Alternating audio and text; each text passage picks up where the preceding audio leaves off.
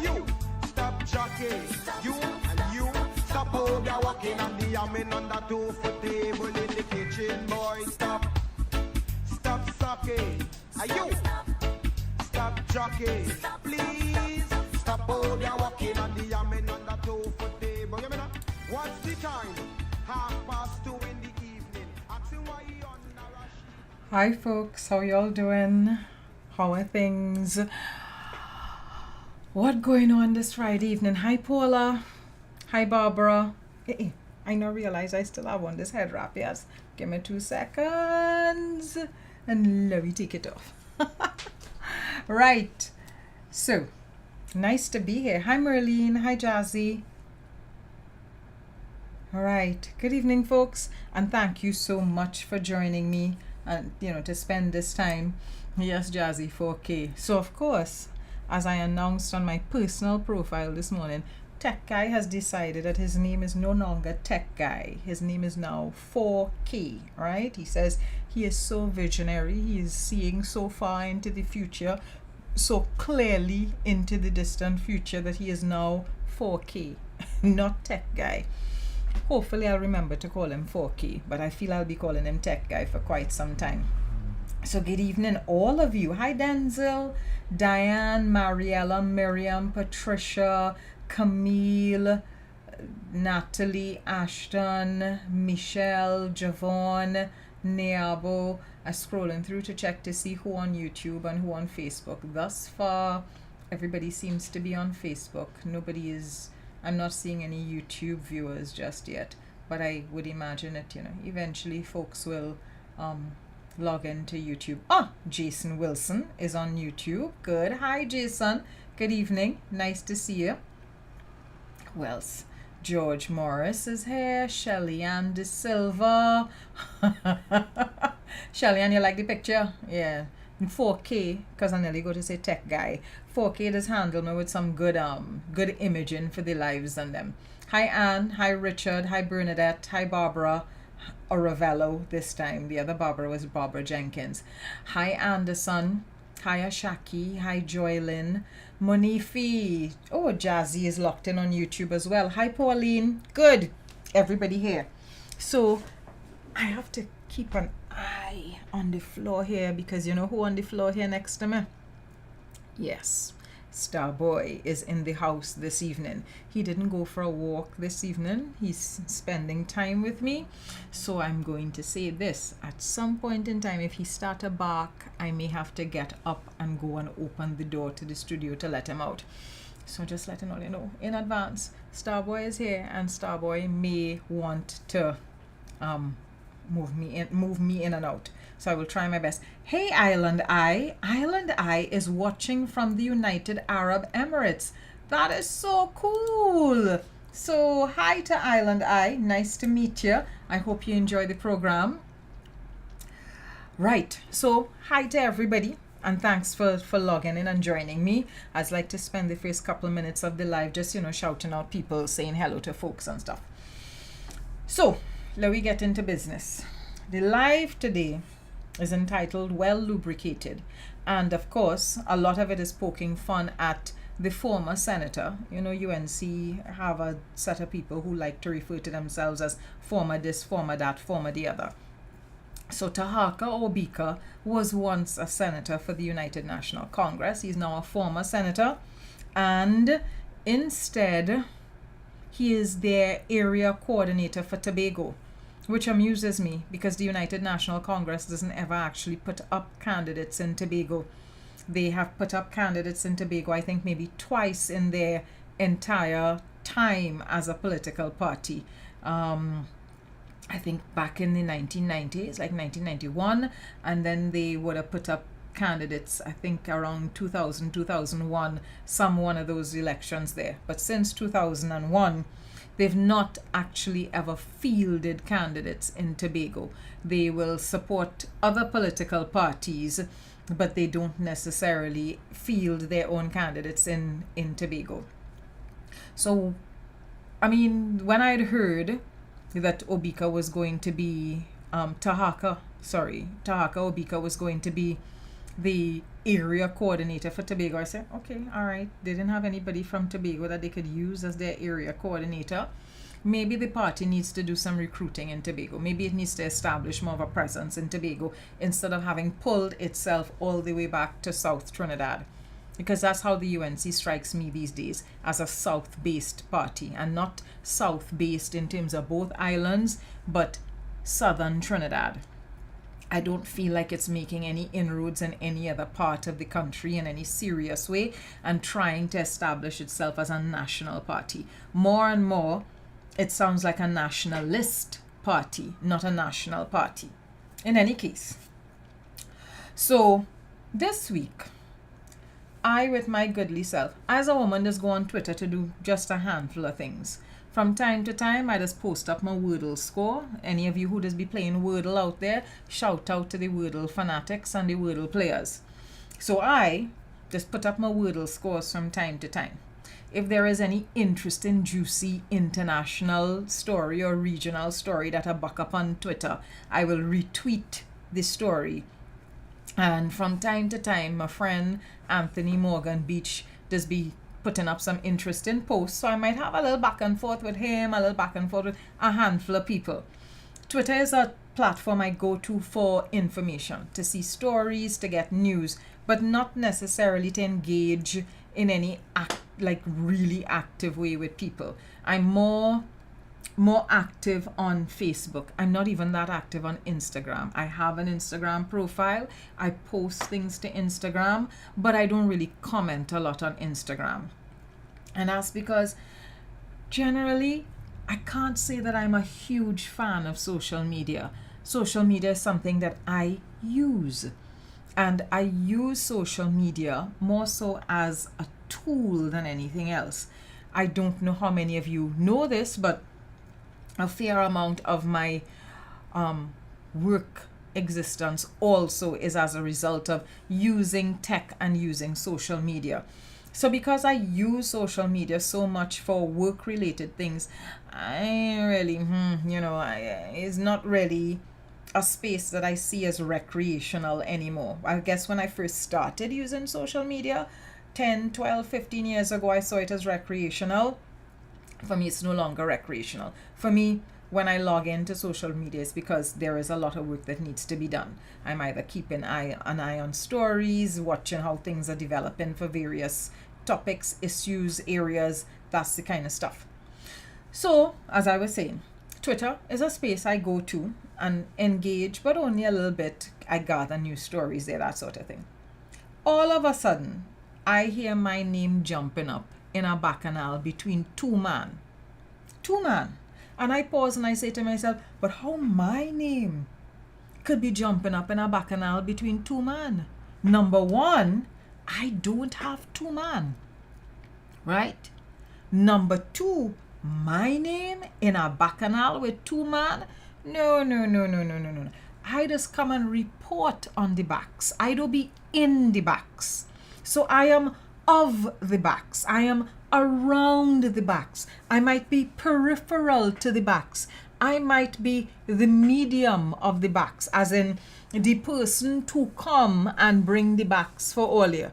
But to say I just be in backs, no. As not a woman that is be in backs. So when I hear two man, not one man, two man having a back and forth and my name in the middle of the back and forth, and it's not one person come to me, multiple people send me a screenshot. So I went and looked at the screenshot. Let me show you the screenshot. Wait, boy. Right. So this screenshot comes up, is sent to me. And the first thing I see is Kijan. So when I see Kijan, I was like, okay, all right. And my name wasn't in the first part of the post. So Kijan says, my goal is to have an easy job, like being a Tobago regional coordinator in a party that does not contest Tobago. So I see it and I laugh because I find it funny. And it's only when I go on down to the bottom and I see former Senator Tahaka Obika. My half-year resolution is to be as, well, he misspelled blatantly, but say what?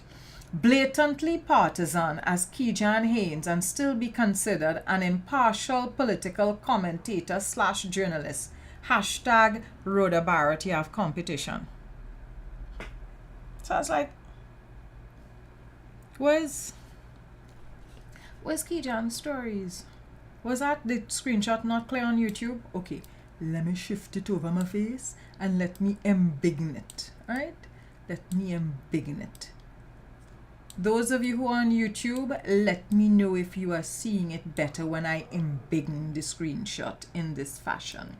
Because I'm eventually going to move it and put myself back in focus. So Debbie, I've given you all of 2 seconds to tell me if you're seeing it better. Right. Debbie ain't saying nothing. So I go in and small on it and put my face back in again. So I see this, I'm like, partisan? I mean, why?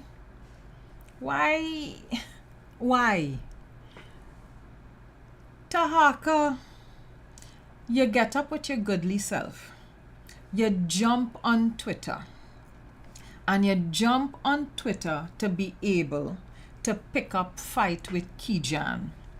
If you jump on Twitter to pick up fight with Kijan, what do you ask you calling my name for? We is not friend. We is not relative. We don't share a pillow and breathe in one another face when the night come. What you calling my name for? And all you know, as a woman, when you decide you're going to romp with me, I just romp back and I just romp hard. I don't romp soft. That's why it's not all kind of man I just romp with, because I know the majority of the man just play that all you could take hard romp. And when all you start to get hard romp, so all it is being people inbox begging and crying. How do I know this? I have romped with some of the biggest officials in this country. I have romped with people who have gun. I have romped with people who have security detail. I have romped with people who in all kind of office and feel they could send all kind of people to threaten me. And when the day come, it's them just had a boil down. So I pause and I stop and I saying to myself, but Tahaka lost the keys to your brain. In the midst of all of that, because I'm sure some of you would have seen that I was calling him Senator Throat Goat this weekend. In the midst of all of that, Trinidad Twitter, let me tell you something. Trinidad Twitter ain't easy, you know. When Trinidad Twitter decide they're going to drag you, be prepared for all of the burns. Trinidad Twitter went and checked Tahaka profile. And you're getting to see all the things that Tahaka liking when he on Twitter. And it seems as if when Tahaka on Twitter, all Tahaka on Twitter for is to watch porn or to call Kijan Haynes' name in Baccanal. So it all kind of porn Tahaka was watching. And so people start to call him out on all the porn he watching, right? And of course, you would think to yourself, somebody with a whole name from West Africa, because you know how the UNC party is. There's like to talk about who have slave name and who ain't have slave name. So Tahaka, of West African descent, I would imagine, right, as most of us in the Caribbean are, has a full West African name, Tahaka Obika. Tahaka Obika, you would think, would be looking at black women, right? You would think that his that his Twitter likes that lean in the direction of Pornhub and Pornhub related things. You would think that Tahaka looking at hashtag ebony porn. No. Tahaka only looking at white girl and Latina porn. That's it. When you go through all Tahaka likes on Twitter, and for those of you that didn't know, yes, you could find porn and look at porn on Twitter. I on Twitter more than 10 years now. I think I on Twitter a good 12 years now. And I have never, not once, searched for porn via Twitter or looked at porn via Twitter. Mr. Tahaka, who clearly does not understand how to use social media, reach upon the people Twitter and only looking at porn because his likes full, right? Link after link after link after link after link. And you would think that Tahaka, as a grown man, because he's not a little child, at least not chronologically, you would think that Tahaka would have realized, 1, he profiled public. 2, the public went and look at his profile and find all he likes. 3, he would be comfortable with the fact that as a grown man he looks at pornography, because who doesn't look at porn? Right? Everybody does look at porn. And people who telling you that they're not looking at porn, lying. They are lying. They may not be looking at it all the time, but they're looking at porn. So Tahaka then decides to say that his account was blacked. No, sorry, not blacked. That's a porn site. His account was hacked. Let me get it straight. Tahaka Obika decided that all of the fat-ass white girl porn and all of the Latina porn and all of the throat goat porn that we were seeing on his Twitter likes, he didn't like them. Even though some of the likes was going all the way back to 2019, Tahaka was not liking all of that porn for the last 3 years. Oh no. Somebody else been hacking his profile. Somebody else been using his profile for the last 3 years and liking porn. But he doesn't like porn. He doesn't look at porn. Right? That's not what Tahaka does. Now, tell me something. Big grown-ass man, you reach up on the people Twitter and you reach up on the people Twitter to call out Kijan in your Baccanal and then to tag my name in your post in your Baccanal. And then when Twitter find out you're looking at porn, it's the ball, oh, I was hacked. That's your best response?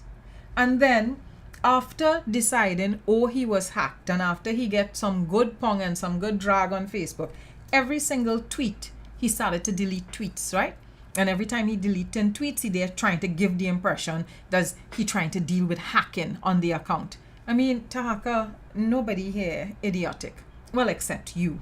And you're idiotic for a number of reasons. Because let me wrap this up. I am planning to give Tahaka too much more time. You decided that you wanted to attack Kijan. And you decided that you wanted to attack Kijan on the basis of politics. And I wondered why you wanted to attack Kijan. And a little bit later down in this live, we will understand why he decided he just ups and attacking Kijan just so. And you decided that you wanted to attack Kijan's credibility. Why? Because whether I like Kijan or don't like Kijan, as a journalist, Kijan is one of the more, I would say, focused journalists in the country. I don't think he gets it right all the time, but then who does? However, when he tackles a story, for the most part, he does the analysis well enough.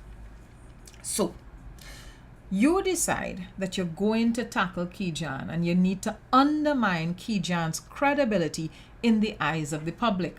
Or maybe you were instructed to go and attack Kijan because we know how your political party works. Your political party finds all of the tokens that are beholden to the political leader, and then your political party sends its tokens to attack persons of African descent that they feel, that the party feels could be undermining the party. So, you're gone and you attack Kijan. That's fine. That's between you and him. That ain't had nothing to do with me. Why did you have to call my name? For one very basic reason. You figured once you called my name in a statement about political bias alongside Kijan's name that calling my name was going to tarnish Kijan in the ways in which you all have attempted to tarnish me. And in the midst of all of that, Tahaka, while you're there busy trying to attack Kijan and tarnish Kijan's name, you realize that everybody watching all of the blowjob images that you have on your Twitter feed. And you looked like a complete and total ass. So of course, because he looked like a complete and total ass, he comes today. This was his tweet today. This boy man do afraid. This boy man do afraid no boy man. Taka, let me tell you something. If you's a boy man, since you say you's a boy man, I hope that you have lube. Moisten up and lube up the wood that you're claiming you have. Because you see, this woman, me do afraid. Me do back down. And I have yet to meet a man who could come to me with his bois and flatten me. Every single man who has attempted to flatten me lost his work or flattened himself. So you go through, go long, bigger cock than you crow, and I could introduce it to every single last one of them cock, and they will be able to tell you, she not easy. Do not call my name in your foolishness. If Kamala send you behind Kijan, go behind Kijan on your own strength. Do not call my name. Not trouble. Right? If trouble ain't trouble you, do trouble. And you see me, I is big trouble. I is not easy trouble at all. Because it ain't nobody and nothing that I afraid. Good. Right. So that is Senator Throatgoat. Right? I done with Senator Throatgoat. We had some good news this week. Some very interesting news. No, me ain't play no bus head for he.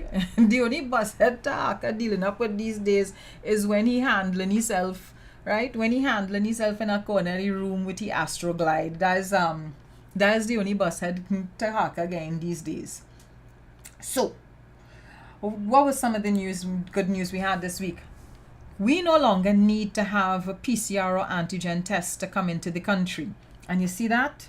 That is a huge relief for me as a traveler, because I don't really like to have, to do those things up inside my nose. I ain't too keen on that. I mean, I'm thinking about what are the implications for COVID and, COVID infection rates in the country, of course. But I am happy to hear that we have one less thing to stress us out when we are traveling. So there is that bit of good news.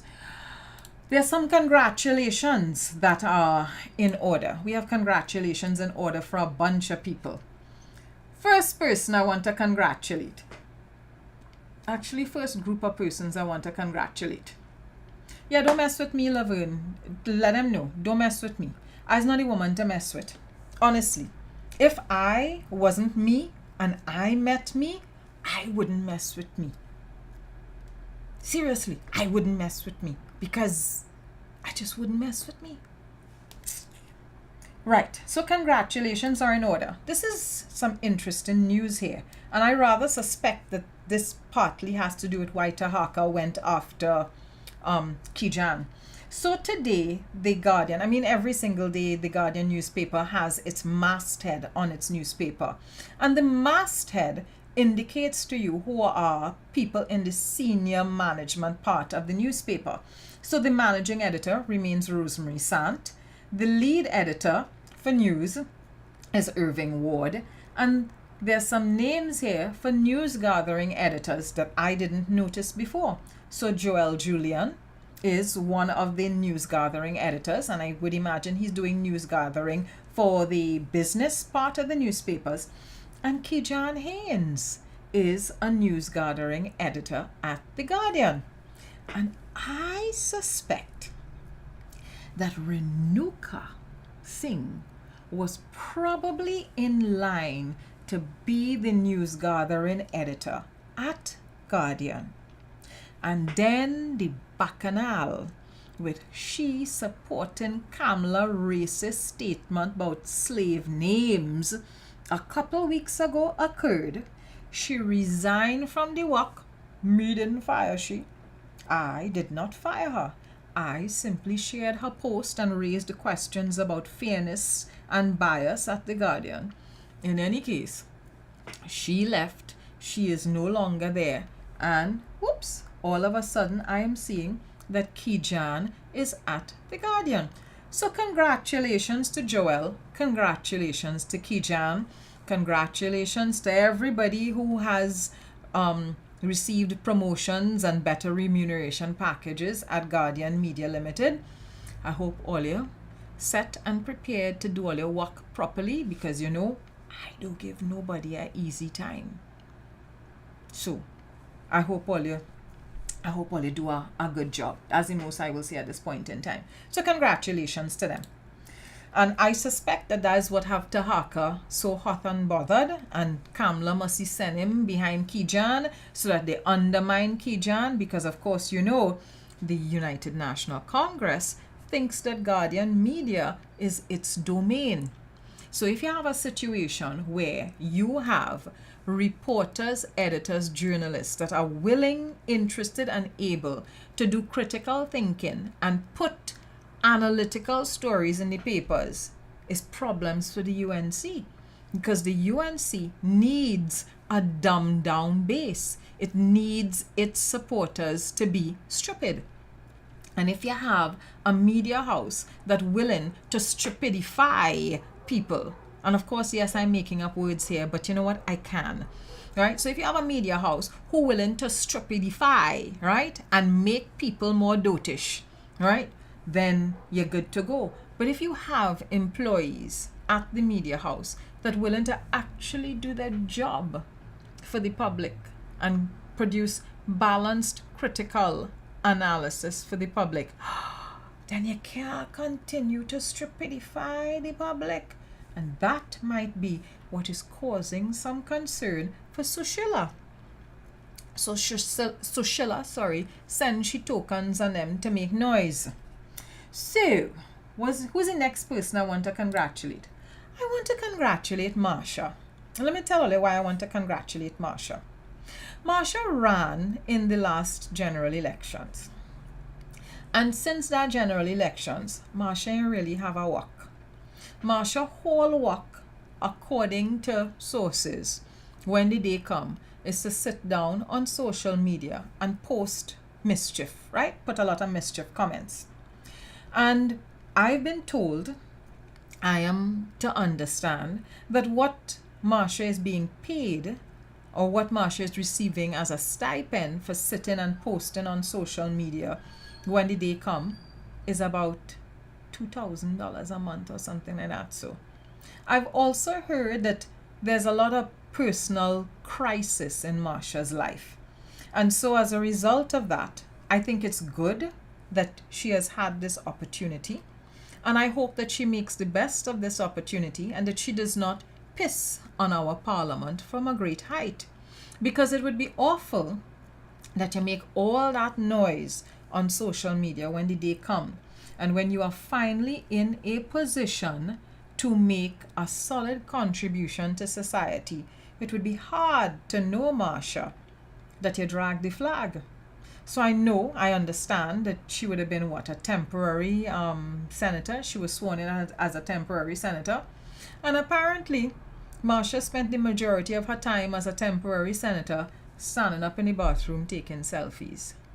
I don't understand this bathroom selfie movement, you know. I really don't grasp this bathroom selfie movement.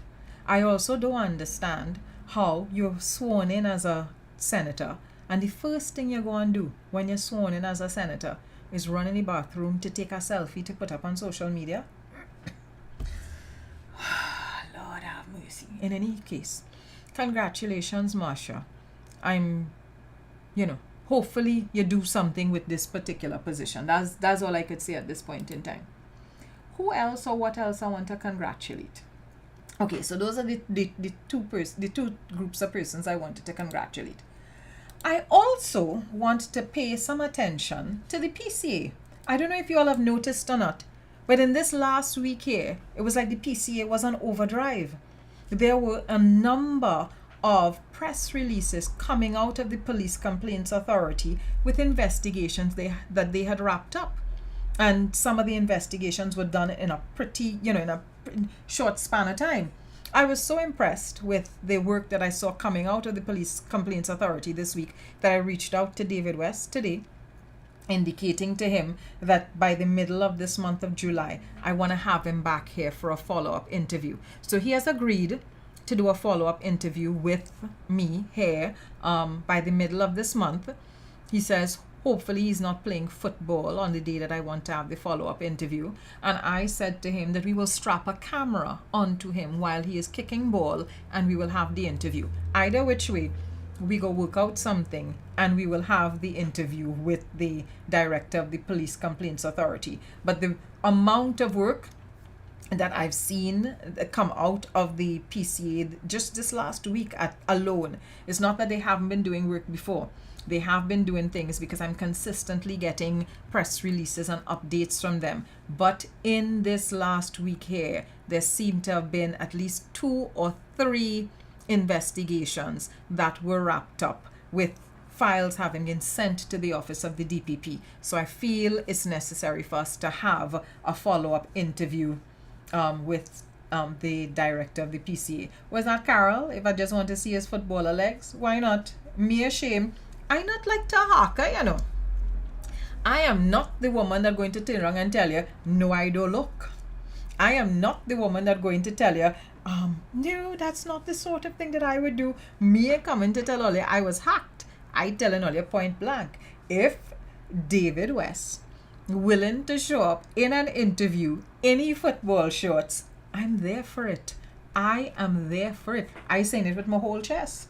As a matter of fact, director of the PCA, you're free to come to a News Source interview in football gear. We don't have a problem with that at all. Right? You could come straight off the field looking hot and sweaty in your football gear. We don't mind. The female population, the hetero female population of News Source has no problems with some eye food. So come true. Right? Come true. Come true with your football shorts. But know that when we get here, football shorts or no football shorts, we have serious issues that we want to discuss, right? So it will be serious conversation, but we ain't mind the eye food. That's all I say. We ain't mind the eye food. So if all you feel I backing down from that, no, me ain't backing down from that at all. So some of the things that the PCA would have revealed this week is this. Let me embiggen it a little bit. You all remember the police shooting in Rich Plain, where PC Jilks was shot dead, and then there was a manhunt on for a civilian, and the civilian eventually had to get his story out, and that was when the rest of the public, who was calling for the civilian to be shot, right? Everybody felt, well, oh, look how the community protecting a killer, only for us to find out that PC Jilks was shot by the very police officers that had mounted the manhunt. All you remember that? All you remember that piece of Baccanal? Well, that particular case, let me point this direction, that particular case has been wrapped up. And the PCA has sent its file to the DPP. Now, the minute you hear the PCA say that it has sent its file to the DPP, it means that it's making recommendations. It has found certain things, it has arrived at specific conclusions, and it has made its recommendations. Let this be a lesson to all of us, to not jump to conclusions about who guilty and who not guilty until we have evidence and until people have had a trial. We are falling quickly into a pattern of calling for people head, baying for people blood, and we don't have all of the information. I remember how the population was getting on about this whole killing of PC Jilks thing, only for us to turn around and find out that it's police officers and the trajectory of bullets, right, showing you that it's police officers that killed the man. So let's be careful. Let's have this be a lesson for us. So that is one thing that came out of the PCA. Then, you all remember the killing of the 3 guys in Mova, when the police surround a car and they asked men to exit the car, and when the men exit the car, they slaughtered them on the spot. And we have multiple security camera angles that showing you how the police murdered the men. Right. The PCA would have already wrapped up its investigation where that is concerned. And this week here, interestingly enough, this week was the anniversary of that Mova killing. It would have happened in 2020, if my memory serves correct. So it happened in 2020. And this week here would have been is rather the anniversary for that murder. The PCA has already sent forward its file to the DPP where that is concerned. We are, as a society, and the family of the victims are still waiting on the TTPS to wrap up its investigation into that, and for the office of the DPP to determine which charges are to be laid and who has to be charged. So I want you all to remember that Caledonia killing, that Mova killing, we're still waiting on justice where that is concerned. And this release from the PCA today was based on the pregnant woman who was standing up at the site of the protests, because remember, the public protests, the communities protested the killing of these 3 men. So the shootings that went on during the protests, the PCA has also wrapped up its investigations where that is concerned and has sent forward its recommendations to the DPP. So once you see PCA has issued a release saying file reached DPP, know that it has arrived at its own conclusions about wrongdoing and it has made recommendations. So let us hope that Ornella Graves, because Ornella Graves is the pregnant lady who would have been shot, let us hope she receives justice, and let us hope the other residents who would have been shot at as well during that time also receive justice. Okay? Right. So that's the PCA, and yes, I'm going to try and arrange for Director West to be here as soon as I possibly can fit him in, because it would be good to get that follow-up from him. We had that interview. Is it last year we had the interview? Yeah, last year we had an interview with him, so it would be useful to have another interview with him. So there's some other good news as well. This time it's financial news. Where the info? Okay, right. Oh, I see what's going on there. Sorry. Right. So we have. What's going on there? Right. We have this happening as well. FCB. My throat a little parched. FCB is issuing another sale of shares. So it's not their initial offering. This is an additional offering. And I'll just stop for 2 seconds and talk about this here. So I've had a friend of mine who is an energy sector consultant as well as a financial consultant. He's been on the program with me a couple of times. Antonio Declan Ross. Ross, if you're watching the program, let me know now, because I might pull you in one time on a call. If you're not watching the program, it's no big deal. I could talk about this particular issue for myself. And Ross has, from time to time, been putting up posts about investment things and money and black people especially, and money. And he made a suggestion this week here that I felt was a really interesting suggestion.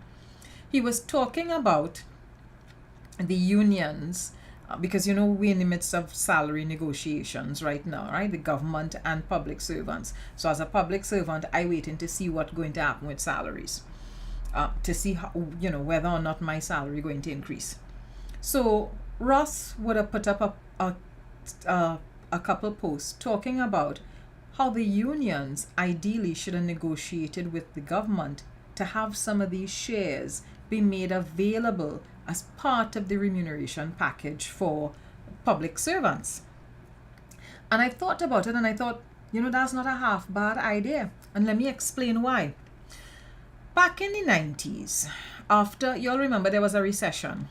at the end of PNM's tenure into the NAR's tenure, right? So from the 80s into the 90s, there was this big recession, and we had all of the IMF restrictions and stuff.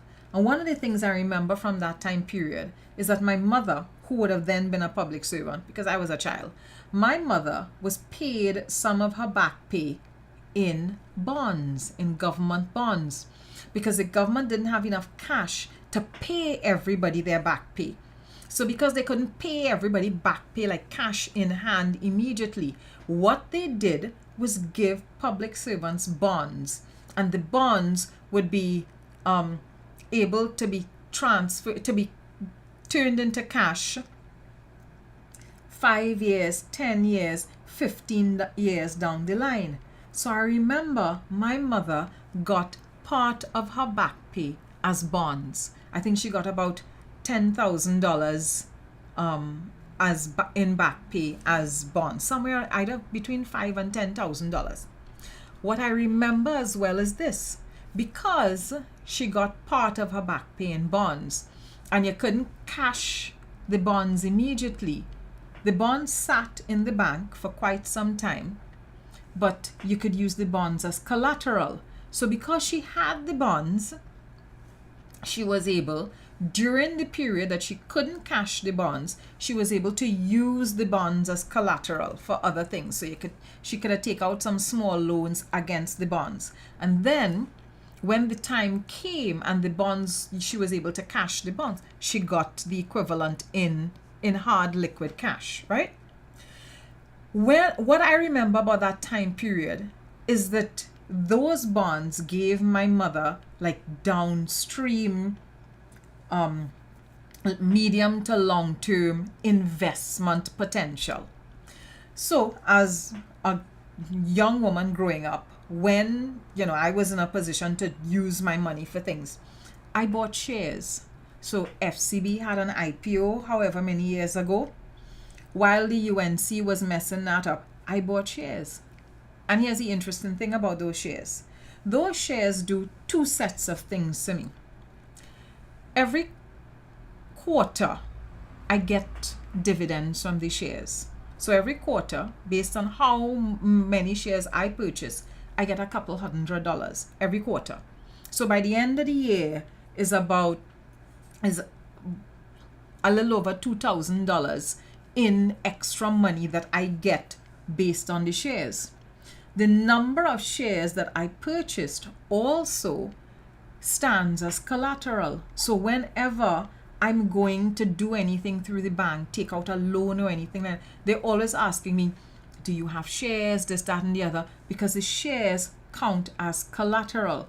So there are two things that the shares does for me. One, it generates income. It generates passive income. So 4 times for the year, money ends up in my savings account based on interest that these shares have earned. And then the shares themselves function as collateral. So they could be a short-term investment, a medium-term investment, a long-term investment for me. So when Ross made his comment about what the union should have negotiated for, I paused and I thought to myself, are we understanding how exactly to use money and how to use money to invest in the short term, in the medium term, in the long term? Do we understand what money can do for us? And then when I say what money can do for us, me talking about get hard cash in your hand and run out and spend the cash. I'm wondering if we understand how to take money and make money work for us, right? And so in the coming weeks, I feel I'm going to be lining up some conversations with people about money and how to make your money work for you. Now, this is not me pretending that everybody had a world of money and that everybody making the same kind of salaries, or that everybody's making salaries that are adequate for them. I'm not pretending that at all. But I feel that we need to understand a little bit better how to manage money.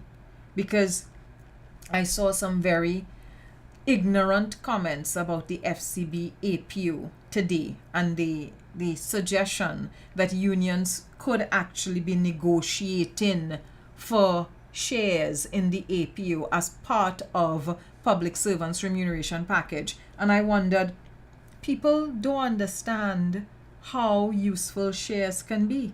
They don't understand that if you get part of your remuneration package as shares, that's a long-term investment. That's something that you could probably pass on to your children. The shares that I have, that's what I'd be doing. I'd be passing it on to my son.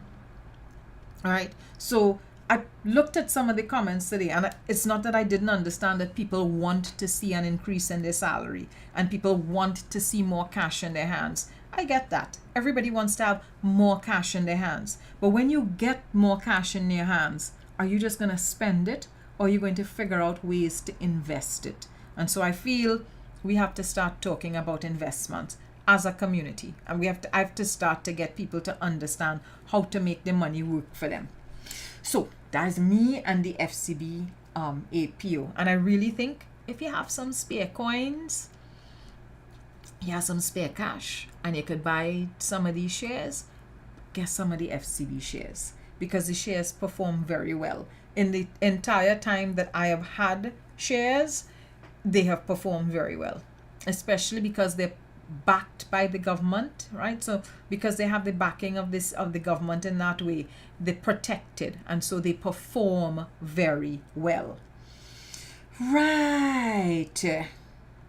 Oh, and another thing, when you get that salary increase, that cash in hand, if there is inflation, it kills the spending power of that immediate cash in hand.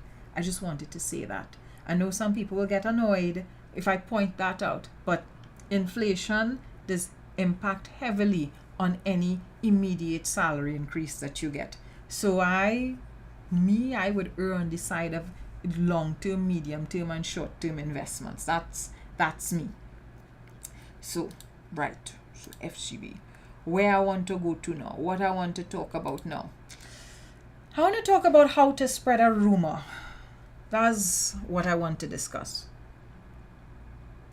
I really have to work on keeping these lives down to an hour, you know. These such a long lives. I need to stop that.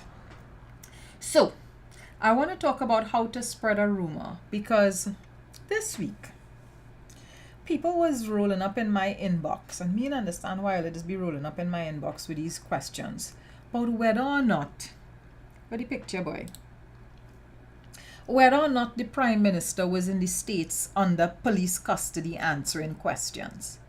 So now all you need to understand something.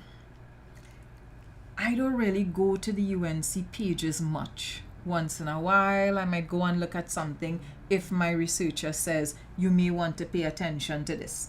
But other than that, me don't really go and dig up in too much of what is the saying, because the commentary on those pages tend to be repetitive. It's the same cycle of conversations, right? So somebody come, actually more than one person, 3-4 persons come in my inbox to ask me if it's true that the Prime Minister away all of this time because he in police custody. So I said no. I said OPM, Office of the Prime Minister, would have indicated 2 weeks ago that he was going abroad. First he had a summit to attend, and then after that it would have been his regular annual health visit. And normally when the Prime Minister does his regular annual health visit, he's out of the country for a minimum of 2 weeks, because he goes and he runs a battery of tests. And he runs a battery of tests because, and me is saying anything here that the public don't know, because the Prime Minister himself come out and talk about these things publicly. What year are we in now? 2022? The Prime Minister, I think, would have either in 2018 or 2019 come out and told the public that he had been he'd had a medical exam for some issue with his heart. And so as a result of that, he's had to do, every year he has to do these very rigorous tests. Thank you very much, Dustin Tevin Love. Right? So when I see this, I'm like, what? We mean in police custody? If the Prime Minister was in police custody in the United States answering questions, that would have been a huge international story. Huge. It would not just have been a story running on UNC pages. It would have been a story running in newspapers across the Caribbean diaspora part of the United States. Y'all remember when the Bermuda premiere was held because of the whole drug transaction thing? And it became a big story. It was in the Miami Herald, it was in newspapers in New York, it was in newspapers in parts of Canada, and it was in newspapers all throughout the Caribbean. Why? Because we have a Caribbean community in all of these places, and so it would be a newsworthy story. Something like that, not just going to be on Jayanti Lakshmidayal page or Marsha Walker page. Them is not credible sources of information. So this story starts to circulate, and let's talk about how the story start to circulate. So this screenshot here would have been from the Minister of Communications. He would have put out that this whole thing is fake news. So let's go to where it started.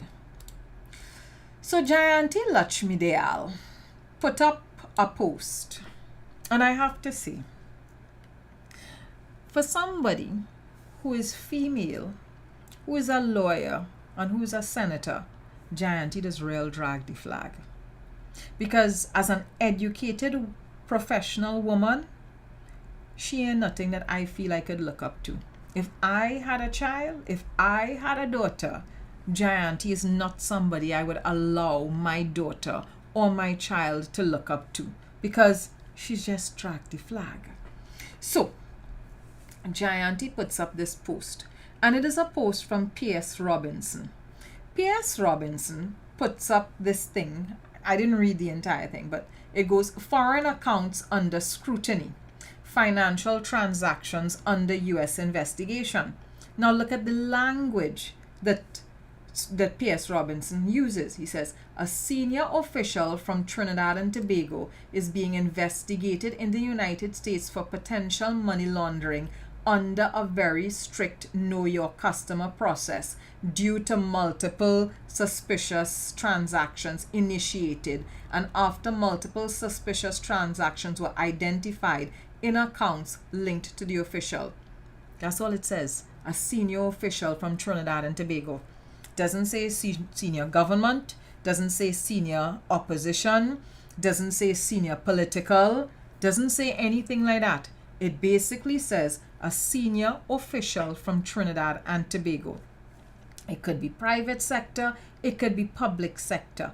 This story, the details of it as he has couched it, keeps it very ambiguous. What does Jayanti do? Because me are here to fight down whether the story true or not true. What I look at is that Jayanti takes it and says, don't panic. This could just be fake news being spread by a PNM insider. Right? Jayanti puts that up, and after Jayanti puts that up, and I want all you to notice something, right? On this search that I did here, you will see Jayanti Lakshmidayal, you'll see Marsha Lorraine Walker, you'll see Kick Out the PNM. Because all of these entities, the senator, the Kobo Sweat senator, right? Because Marsha just gets a little Kobo Sweat. And Kick Out the PNM, a page that is run by Alan Karim, who is a UNC supporter. Those three persons are the persons that started running with the rumor that the senior official was the Prime Minister. No details, no information, no evidence, nothing at all. They just take that information from Pierce. I have no idea where Pierce gets his information from. They take that and they fabricate it into a rumor based on the fact that the Prime Minister was out of the country for 2 weeks. Now, mind you, the Prime Minister tell us he going to be out of the country for 2 weeks. The Prime Minister tell we Imbert running the country for 2 weeks. He indicate he out the country from this date to that date, and Imbert is who going to be running the country from this date to that date. And the press release from OPM at that point in time indicated he go in for a summit, and thereafter he go in to do his annual health checks. Marsha, Jayanti, and kick out the PNM decide to run with a half-baked rumor this week, and all they end up in my inbox. You see it's to cuss some earlier? No, you see it's really for me to cuss some earlier? When all they start to get cuss from me, so don't say I didn't want all there. Stop coming into my inbox to ask me to clarify rumors, right? Stop coming into my inbox to ask me to verify and clarify rumors, especially when the rumors starting with, well, I see on the UNC pages. Rest me, right? Rest me. Ease me up. Ease me up. Because look at how it goes. Marsha then puts, and she posts what Kick Out the PNM put. And Kick Out the PNM have, TNT is your Prime Minister detained by US authorities. Nothing from the original ambiguous report that PS put up say anything about a Prime Minister, you know. But they immediately start to fabricate a rumor. Let me tell you something. As a woman could sit down here and day after day after day, I could put my mind to fabricate rumors about the United National Congress. I could do that. Easy, easy, easy. Because I'm very clever and I'm very creative. But me ain't have time to dumb down myself so. This kind of foolishness, you see in here, that is typical of the United National Congress. So let's stop showing up in my inbox to waste my time and drain my energy asking me to verify rumors from the United National Congress, please. Marsha being paid to do that nonsense when the day come. Right? Jayanti had to sing for she supper if she want to remain as a senator in the parliament right now. Because there are plenty people in the UNC line up for she senatorship position. And they only waiting for she to make a miss, to bust she throat and tell Kamala, replace she with we. Right? It is as basic and as simple as that. Marsha herself wants to be a fully appointed senator. She don't want to be a temporary senator because it's only once in a while you're getting. She wants to be a fully appointed senator. So, when you have people fighting like crab in barrel to remain relevant, what do you expect they're going to do? Right? What do you expect they're going to do? I don't have time for that. I am not a crab and I am not a barrel. So stop coming in my inbox. And you know why I want all it to stop coming in my inbox? Let me tell you why I want all it to stop coming in my inbox. Anybody know how much votes Sushila get in she internal elections yet? Anybody? Anybody knows? I ask you earlier. Because the United National Congress had a whole internal elections. And that internal elections run like a week. Nobody knows what went on with the internals. Nobody have data. Nobody have figures. Nobody know how many votes cast. Nobody know how many votes Kamala get. Nobody know how many votes Fuad get. Right? Nobody knows. What we do know is this week, to distract from the low-key internal elections that take place, all of a sudden everybody and their mother who earning at $2,000 and at $3,000 to post up thing on Facebook, run with a rumor. That's all we know. So you all need to be a little bit savvier about the gossip all you're running down, right? Be a little bit savvy about the gossip all you're running down, and pay attention to the fact that the United National Congress as a political party is flailing. Because there was a point in time when a UNC internal election would have the entire country talking. The entire country. Everybody would be paying attention to what was going on with a UNC internal election. Everybody would be interested in who was likely to be the political leader, the deputy political leaders, who going to be the chairman and the general secretary for the political party. Nobody cares. Nobody cares. And when you are at the point where a party, a political party that wants to contest general elections is not making any waves, is not holding the interest of the public in a particular way, that party can't possibly perform in any impressive, notable way at a general elections. It can't. Why? Because right now the UNC would be struggling to stir up interest within its own base, because its own base wasn't energized enough to come out to vote for people to run the party. And that's what you all need to understand. Its own base was not energized. So if its own base was not energized, how is it going to energize the rest of the society? And so that rumor that was put out was there to distract from the fact that the United National Congress had an internal elections that nobody was interested in.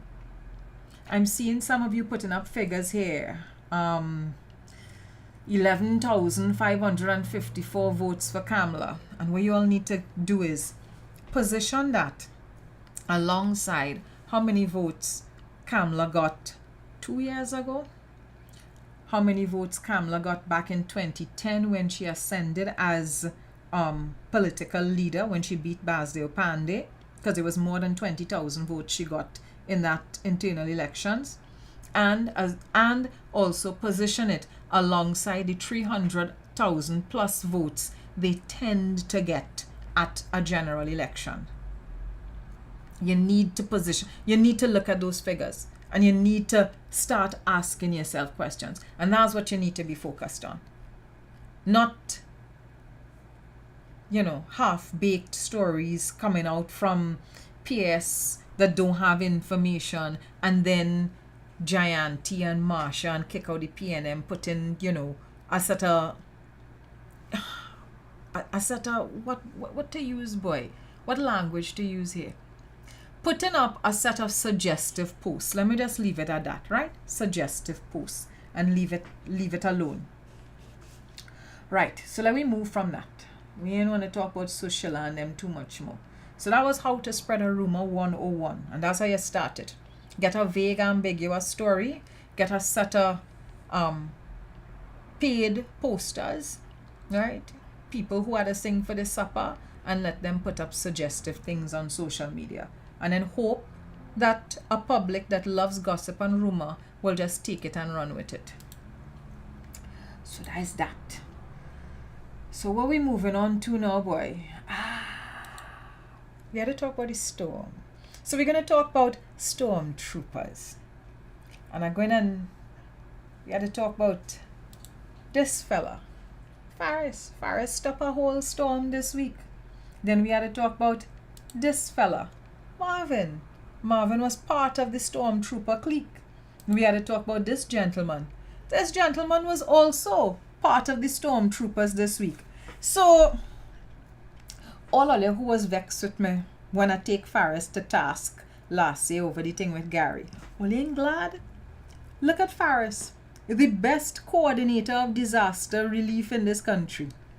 Who would have thought that Faris would have taken rural development and local government and made it his own, right? Made it his own. put his stamp on it. I mean, Faris reaching rural development and just take it over. Do you all remember who was the last rural development and local government minister? Does anybody remember the last time a minister make a storm stop? No. So Faris, the stormtrooper, Faris, the storm slayer, right, along with his trusty sidekicks Marvin Gonzalez and Rohan Sinanan. All fun and jokes aside, I was very pleased with the level of coordination that occurred and the level of preparedness that the various arms of government and the various state agencies put forward with respect to getting us alerted to and prepared and ready for this hurricane season, because the hurricane season now start. Right? Let's keep that in mind. The season now start. It was the first storm, but you know, we have a set of stormtroopers, and the stormtroopers and them, they wasn't easy. Another thing that wasn't easy is us, right? So we had to wait for KFC to close to take a storm seriously. That's when we're gonna start to take the storm seriously.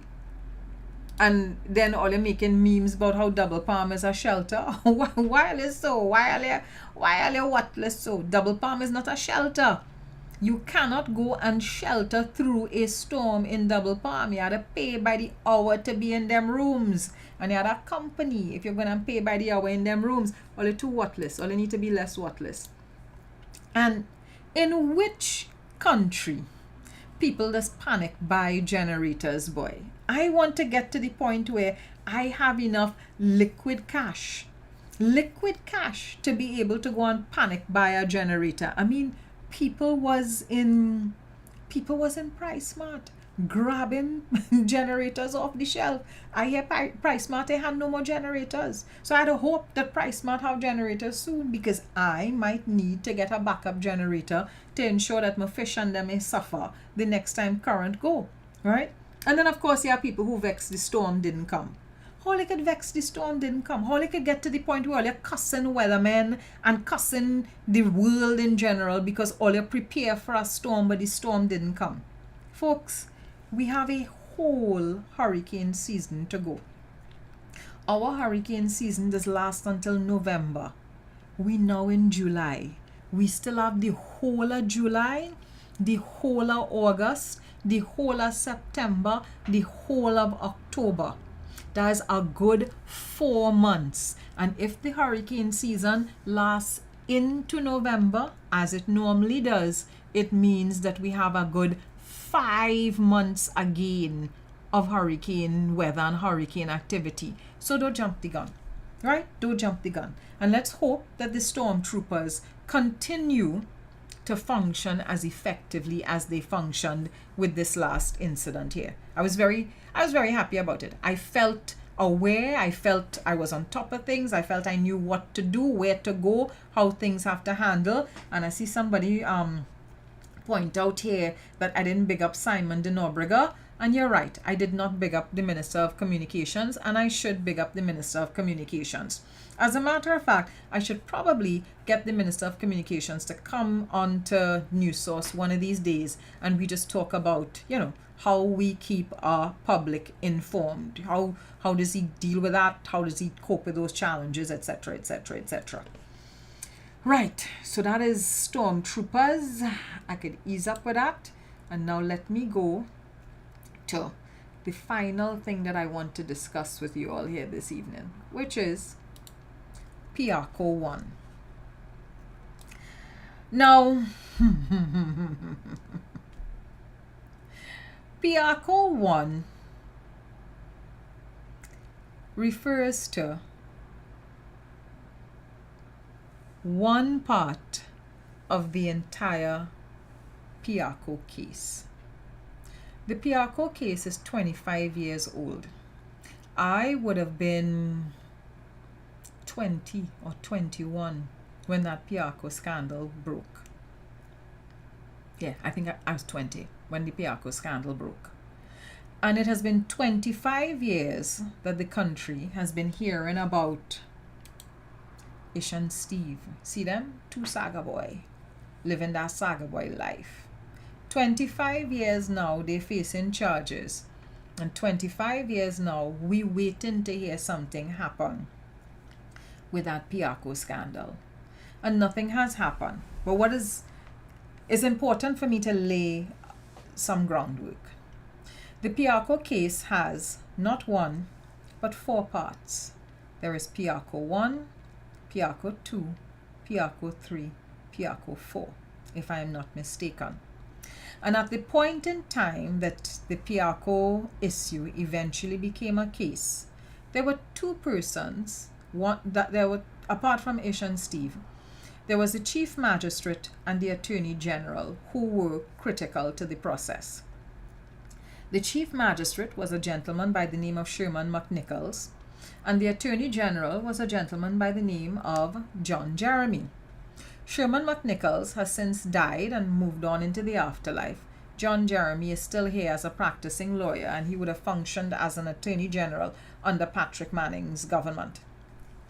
Now, we're not going head first into the whole Piarco scandal, but I do intend to come and sit here one day and do a historical account of the Piarco scandal, because the case is 25 years old and there were lots of people who are alive now that weren't alive then.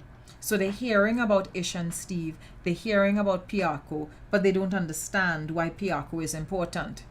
And Piarco is important because it is yet another instant where we have information, details, an entire case that showed members of a government colluding with contractors to bid rig and to fleece money from the treasury. And so that's why it's an important case, because it was a huge matter of corruption, and a huge matter of corruption that showed you politicians and party financiers working in tandem to be able to drain the treasury.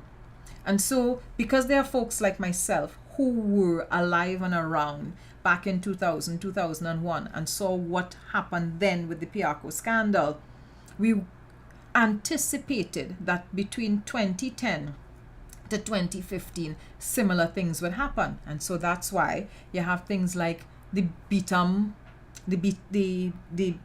water plant scandal, where $3 billion disappear, NGC scandal, billions of dollars again disappearing, life sport, $500 million, almost a bill, somewhere between 500 million to $1 billion disappearing.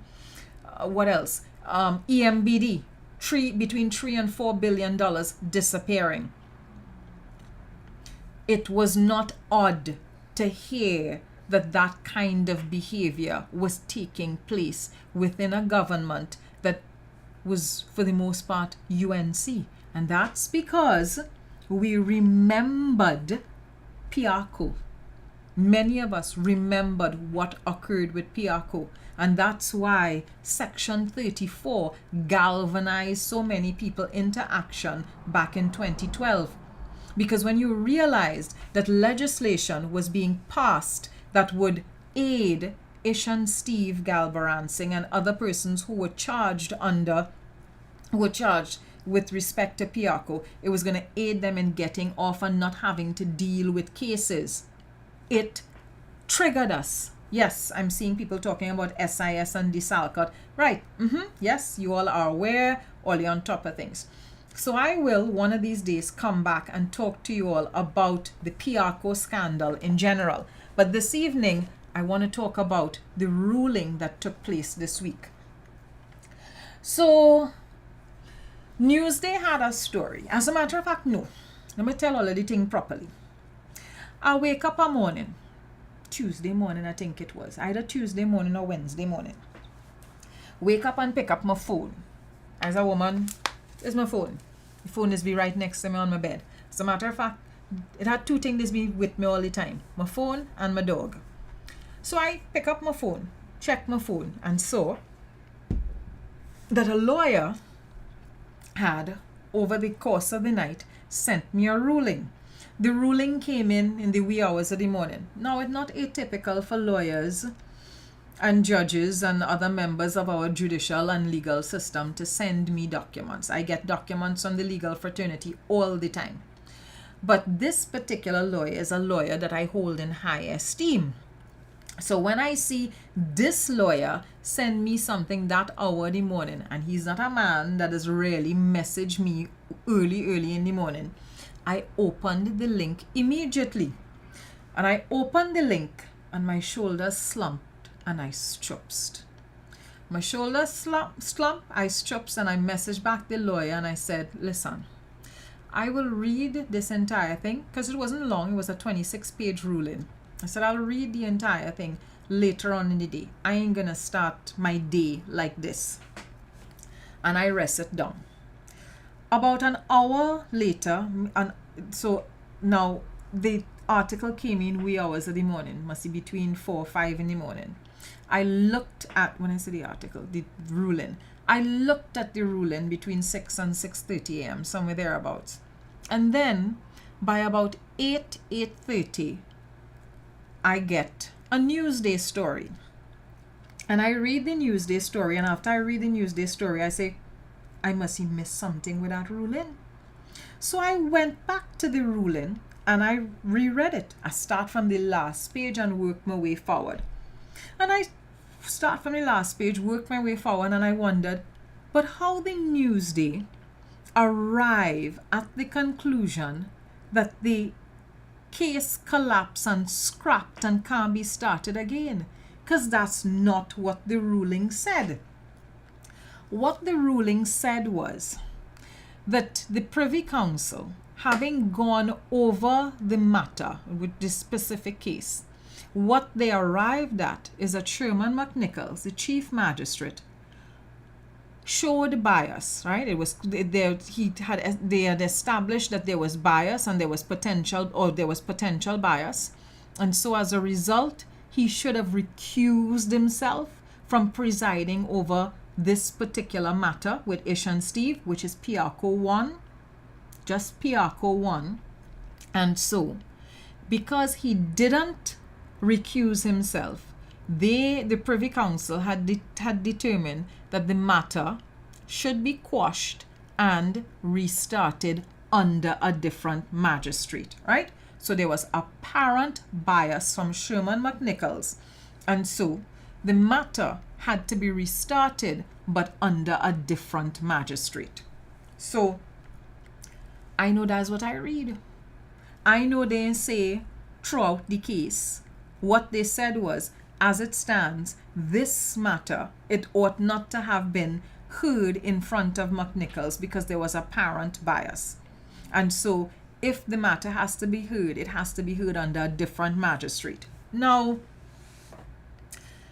to be fair, if a case has been in the court system for 25 years and the Privy Council comes and rules and says, no, it ought not to have been in front of this magistrate, it might be a difficult thing after that has been ruled to decide that you're going to start back all over again. But there are a couple things that media houses in this country didn't do this week. And again, all of them, every single last one of them, showing their commitment to making the population stupid. None of the media houses indicated to the population that the Piarco case has 4 parts. So even if Piarco 1 gets thrown out, you still have Piarco 3, 4, and 5 that deal with a range of issues, with a range of questions for Ish and Steve to answer. They also didn't point out to you that people serve time in other parts of the world for this Piarco matter. They also didn't point out to you that the ruling at no point in time raised any questions about the caliber of evidence and the believability of evidence that was brought before Chief Magistrate McNichols. As a matter of fact, the ruling does not in any way at all prejudice the evidence that was brought before the court. What the ruling raises questions about is Sherman McNichols' apparent bias, the then Chief Magistrate. So basically they're saying to you, this man appeared to possibly have bias. They even indicated that bias kind of hard to prove, but they said this man, Sherman McNichols, the chief magistrate, appeared to have bias, apparent bias, and so the matter should not have been heard in front of him. So we have listened to both appeals, we have quashed this thing, and so you could restart it in front of a different judge. I put up the post saying, make sure if Newsday and I read the same ruling. And it's like every other media house decided to run with the same misguided analysis of this matter. And what was scary for me about that is this. If you was to see, if all of it there was to see, let's say we have 7 media houses in the country, and let's say I am one of the media houses and there's 6 other media houses, and all you see 6 media houses say the matter have to squash, and I come and say, but no, that's not what the ruling is saying. Wouldn't you think, aren't you likely to think that I got it wrong and they got it right? Listen, if I wasn't good for myself, if I didn't have utter confidence in how I understand certain things, I and all would have paused and wonder if I misread the ruling, I went back, I looked at the ruling, and I said to myself, but how they could say that the case collapsed? Every other media house ran with that misinformation. The ruling does not say that the case collapsed, The ruling says McNichols is found to have apparent bias. This matter has to be restarted in front of a different magistrate because he is found to have apparent bias. That is what it said. It never once said that the information, the evidence didn't hold, couldn't stand up. So something else happened later on in the week. The office of the DPP put out a statement. And let me go to the office of the DPP statement. And there's a reason I want to go to their statement, or to his statement, to Gaspard's statement. Because Gaspard's statement, give me a second here, let me pull it up. Gaspard's statement raises a number of issues that are incredibly important for us understanding what went on with that ruling. So let me get it, let me pull it up. Only give me 2 seconds. Right, here we go.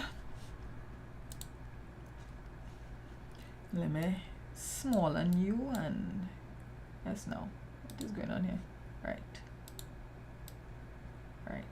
I slide you to the side here. And let me, no. Right, goody. I'm moving like I almost forget how to do these things, man. Okay. So let's look at this press release. And this press release, I put this up on my page earlier on in the week. And if you all get a chance, you should take a read of this. This was a very succinct press release. It put all of the major things there. So Gaspard says, the charges in Piarco number 1, and he made the effort to point out that is Piarco number 1 we discussing. He says the charges in Piarco number 1 were laid between the 22nd of March 2002 and the 3rd of June 2002. And he lets you know who the accused were. Kwai Tung, Ishgal Baram Singh, Amrit Miraj, John Henry Smith, Maritime General Insurance Company, Fidelity Finance and Leasing, Russell Huggins, Rene Pear, Barbara Gomes, and Steve Ferguson. Right? And he says these are the charges: fraudulent use of bonds, fraudulent representation by NCL, and the subsequent distribution of the resulting unlawfully obtained funds or benefits from those funds. Right. So those are Those are the major charges, right? This 4-page statement from the Office of the DPP, real important. If all you could download it and save it to all the devices, because it's going to come in handy in a couple weeks time. What I want you all to take a look at is the bottom of page 2 going into page 3. He says, it is instructive to note the Judicial Committee of the Privy Council did not rule that the prosecution of Piarco No. 1 was in any way malicious or improperly brought, or that the Office of the Director of Public Prosecutions had been tainted by the apparent bias which afflicted the former Chief Magistrate. That's real important, because it's the Office of the DPP that prosecutes a case, right? They have to bring the case before the magistrate. The magistrate presides over the case, but who prosecutes the case? Who brings the evidence and argues the case? The Office of the DPP. And so he is pointing out that the Judicial Committee of the Privy Council didn't rule that the prosecution was malicious or improperly brought, and it didn't rule that the Office of the DPP was tainted in any way. The issue here was Sherman McNichols, the then Chief Magistrate. He then goes on to say, instead, the judgment casts in shadow the conduct of the former Chief Magistrate and the former Attorney General, and that's John Jeremy they're referring to there. And it establishes that such conduct ought to have resulted in the Chief Magistrate recusing himself. And then let's go on to the next paragraph. He says, nonetheless, the effect of the ruling by the Judicial Committee is that I cannot prefer an indictment against the accused persons in Piarco No. 1 in order to bring them to trial. So the DPP can't ask for an indictment. He says, this, however, is not the end of the matter. It's very important. This, however, is not the end of the matter. Whole week, every major media house in the country kept saying the case collapsed. Ish and Steve to walk free all week long. All week long. The UNC crowing. Imagine a case that points to over $1 billion having been stolen from the Treasury for a particular project, and the opposition celebrating that the case possibly collapsed. Right? The opposition was celebrating that. The opposition was celebrating that a case about white-collar crime in this country possibly collapsed, and its financiers may or may not have walked free. And so they were pushing that narrative. That is not what the ruling say, you know. And every media house in this country ran with that. Every media house. Here you have the Office of the DPP saying, this, however, is not the end of the matter, but for the accused persons to be brought to trial, there would have to be either a new preliminary inquiry or the preferment of a voluntary bill of indictment. So there are multiple options available for this case to go forward. However, the DPP does make it clear that there are a number of things that have to be taken into consideration. The age of the matter, the alleged abuse of citizens' trust, the prevalence of white-collar crime, the enormity and financial consequences of the alleged fraudulent acts, the cost incurred by the state, prospective costs. There are a list of things that he's got here, right? And let me go to the final paragraph. Or the last two paragraphs. He says, I feel constrained to advise the citizens of the Republic of Trinidad and Tobago that the ruling by the Judicial Committee does not pertain to other matters which fall outside of those that comprise Piarco No. 1. Let me repeat that. I feel constrained to advise the citizens that the ruling by the Privy Council does not pertain to other matters which fall outside of those that comprise Piarco 1. So even if Piarco 1 does not get restarted, you still have Piarco 2, Piarco 3, and Piarco 4. And none of the media houses in this country informed the public of that. They gave the entire country the impression that Ish and Steve walking free after 25 years of waiting for a trial to start. Right? And telling people they're going to sue. So I want to show you something. Because it have plenty of things I'm showing all you this evening, right? Because when Newsday ran that story earlier on in the week, and I made the comment about this story, I read a different ruling to them. And I raised a question. I raised questions about why was a newspaper misleading the public and not giving the public the full story? That the matter can be restarted, that it has the potential to be restarted. Why tell the public that the case has collapsed and the men going to walk free? I want to show you something. This was sent to me via WhatsApp. This is a Newsday story. Today is what? Today is Friday. This is a Newsday story from yesterday. So yesterday, 20 to 7, this gets sent to me. Watch the headline. The headline says, DPP discontinues Piarco. All you hear what I just read out for you, right?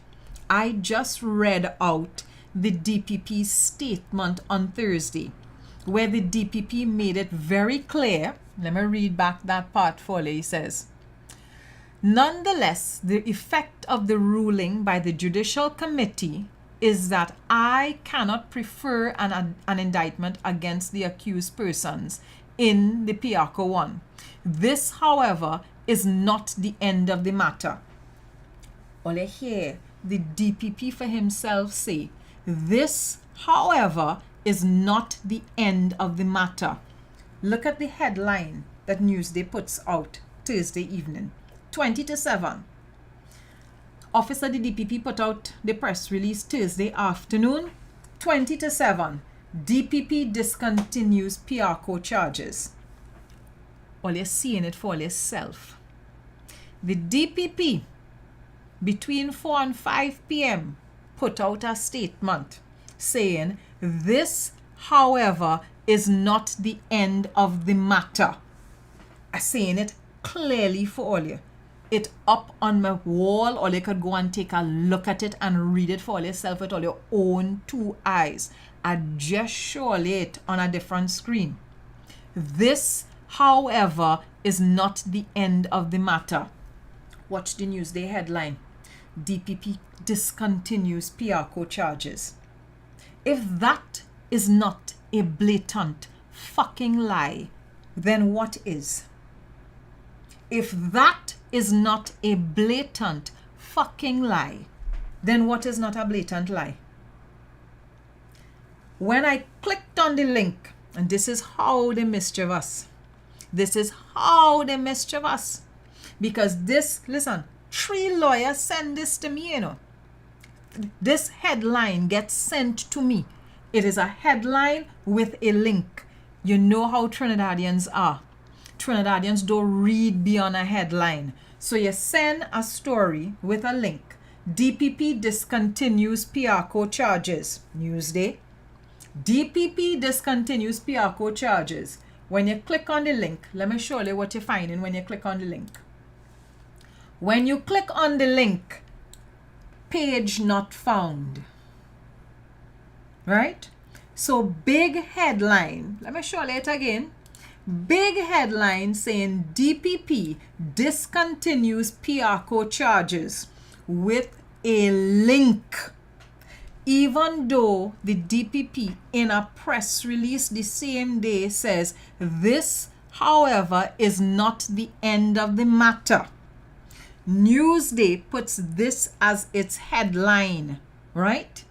DPP discontinues charges.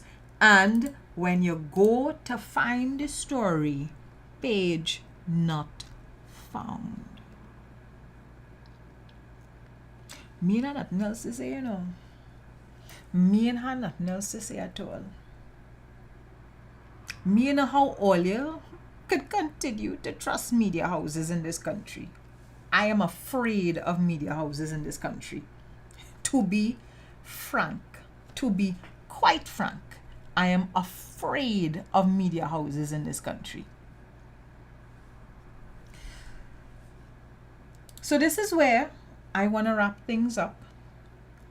I mean, we still have plenty to cover and discuss. Sunday, I have a special interview for you all. Let me show you who looking to join me on Sunday, and we're going to have an open, no holds barred conversation.